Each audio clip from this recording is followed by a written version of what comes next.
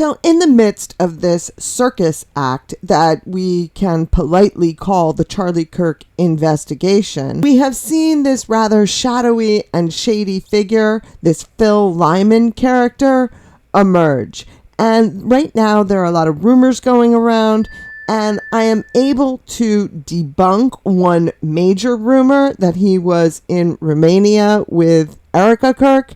And I also have some additional information that has not been talked about that is true about him that I think needs to be looked at. So let's get into this.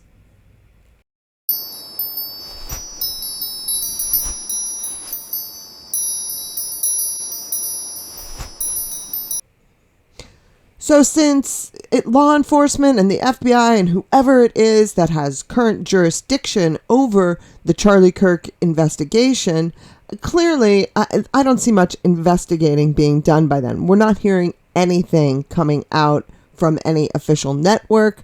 It's very bizarre. Normally these high-profile cases, you will hear something along the way. We have heard complete radio silence since the beginning when they were telling us that they were going to be completely transparent. But regardless, the only people that we see doing any investigation are people such as Candace Owens. I know that Paramount Tactical has gone and done a pretty decent walkthrough of the campus, Stephen Gardner. So yeah, there are people doing the investigation. It's just not the official people. But if you have been listening along with Candace, she came across this character, this Phil Lyman character. So from day one, this Phil Lyman, a former gubernatorial candidate, and we'll get into that, in the state of Utah, he has inserted himself into this story. Right away, he was on Fox News, he was on Alex Jones.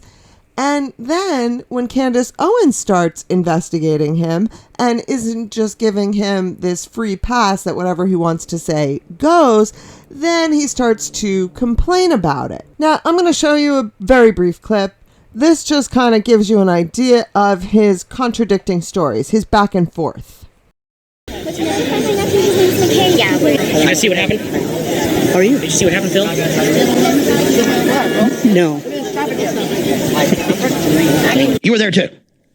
Oh yeah, it's interesting because I was there.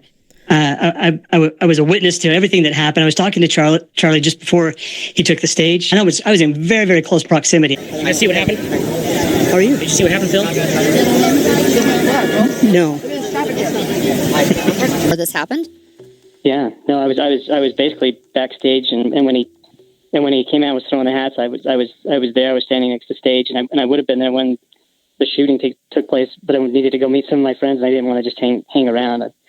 So there's a part of me that's glad that I wasn't in close proximity, and part of me that feels bad that I wasn't there, just in some form of moral, presence and support. It's such a tragic thing. So I get what he's saying, but you would think for someone who was a gubernatorial candidate, he would do a little bit better job communicating his point of view and avoiding these inconsistencies. But perhaps that's why the gentleman did not win the gubernatorial election, which he did not. And this is important because in 2024, he was running against the current Utah governor, Governor Cox.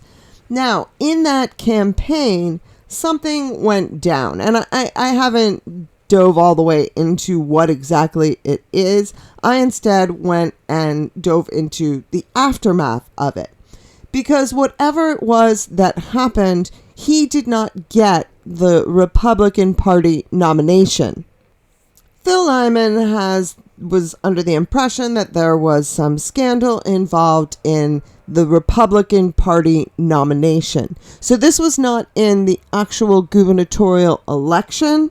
This was in the primary for who should become the Republican Party nominee. Now, what ended up happening is Governor Cox got the nomination, and he then went on to win the election and become governor. But Phil Lyman really didn't like that, because there's a couple things that he did. When he lost the Republican Party nomination, he then became a write-in candidate. He had a write-in campaign. Okay, he's entitled to do that. I get it. But that's just the tip of the iceberg. Now, Phil Lyman felt it necessary to go all the way to the Supreme Court of Utah with this petition against the Republican Party in Utah, saying that the ballots were rigged. Now, if you read through the response to the petition, you kind of get the sense, and this is my opinion, this is, you should do your own research and form your own conclusions, but my impression was that this man was throwing anything at the wall to see if it stuck in order to try and get the Republican Party nomination overturned. Now, I'm not going to go through the whole thing because it's obviously a quite lengthy document, but let's just look at what the presentation is by the Supreme Court in their decision, just the presentation of what it was that Phil Lyman was requesting. In my opinion, the language that they use speaks volumes.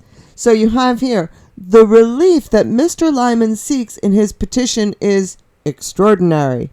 Among other things, he asks this court to set aside and annul the recent 2024 primary election for any office in which a Utah Republican candidate received at least 60% of the vote of the party's April 2024 nominating convention, including the offices of governor and lieutenant governor.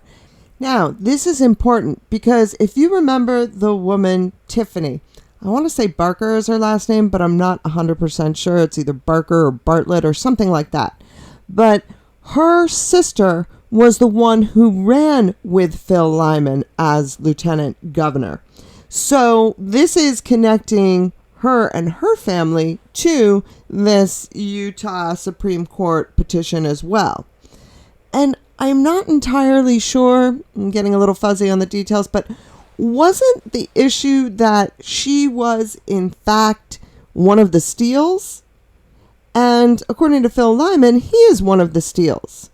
So the person running for governor and lieutenant governor were cousins? I mean, to me, that seems a little unusual, but there's certainly nothing wrong with it. I mean, they're certainly entitled to.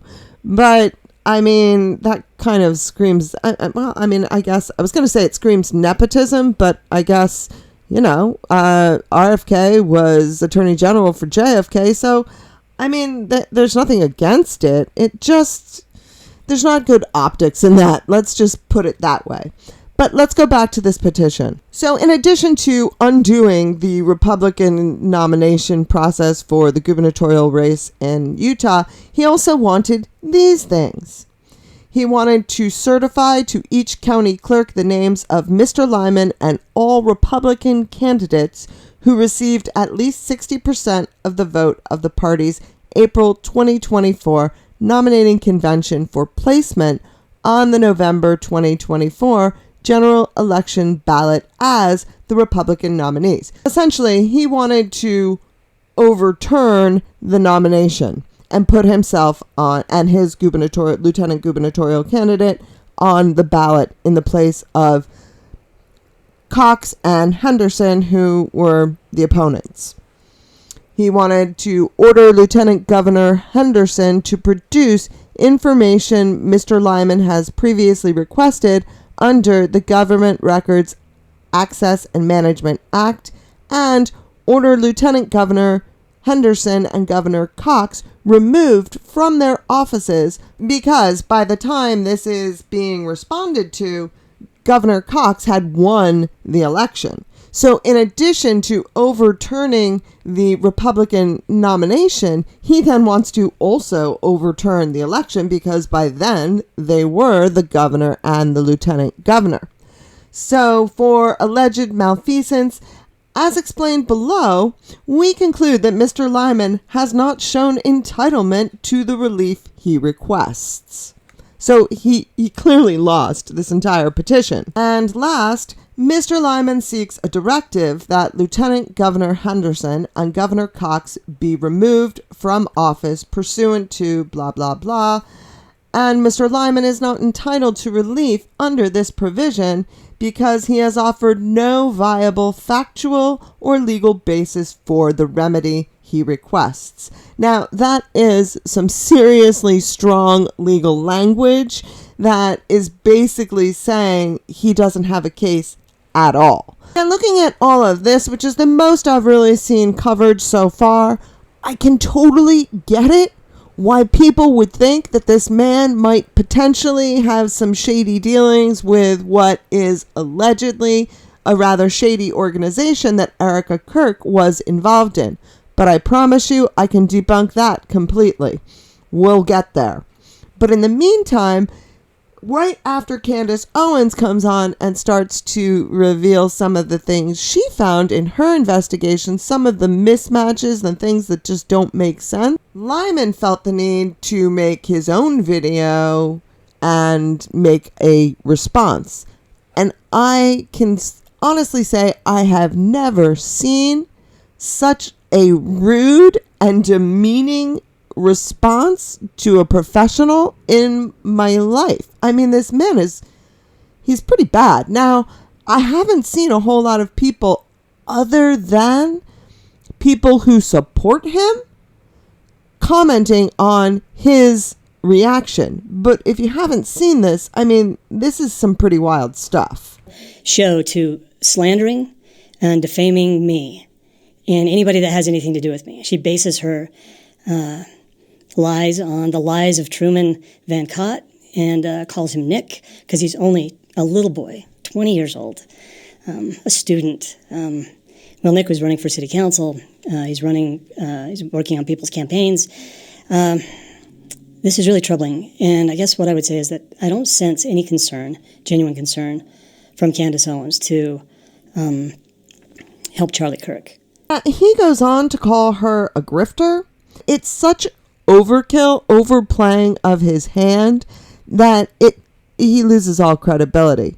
Although, to be honest, he lost all credibility for me the minute he doxed the kid that was helping Candace. Clearly, he is a student. Candace isn't going to lie about him being a student. Could he be lying to Candace? Maybe. I don't think so. And he doesn't say that he isn't a 20-year-old running for city council. I mean, he's allowed to. He's over 18. But just the fact that to dox this kid, it just seems really underhanded to me. I didn't like that he did that. But there's more. Just completely throwing people under the bus, putting a target on their back, putting a target on the backs of the companies. You know, 5 generations, I'll bet there's 2,500 steel-related cousins, and 12 of them still own property back where great-great-grandpa had his farm. Truly, this is it's sick.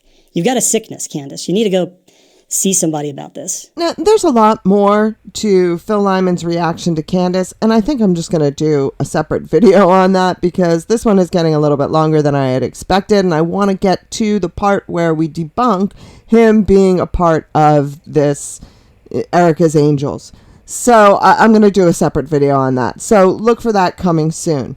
And I don't want to give the impression that I am defending this man in any way because I think he's really, really shady. The thing is, we don't need to make things up to discredit him because the things that we know and can prove are more than enough to do the job. So let's talk about this photo that people think that they have found. So this is the photo that they are saying that the gentleman circled in blue is Phil Lyman. And obviously the woman where the arrow is, that's Erica Kirk. And this is her foundation or her charity that was in Romania. Now, the problem is that this photo is from around 2012, 2013, something around that time. Now, I do understand. My first view of this, I thought that was Phil Lyman too. I mean, it looks just like it is a younger version of the same guy. However, I can debunk this because, as I said, this was in 2012. That was when this photo was taken.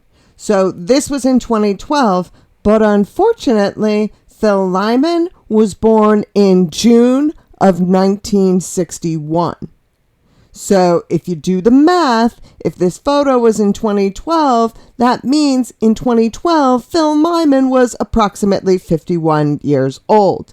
And yes, it does look like a young Phil Lyman, but it looks like a 21-year-old Phil Lyman. So this photo would have needed to have been taken in 1982, not 2012. Do you see the problem here? And again, I do not like this guy. So it's not like I am trying to defend him or, to give him credibility in any way, shape, or form. It just means that this photo is not him. So let me know your thoughts down in the comments. Do you think that this whole Utah Supreme Court case is questionable? Do you think that this could really still be Phil Lyman? I mean, I don't know. How old are his sons? That's the bigger question that I have. Let me know your thoughts down in the comments, and let me know, are you interested in that video where I go through his response? Because he said some wild things in it, and I'd love to do a video on that. Thank you very much for listening, and I hope you have a great day.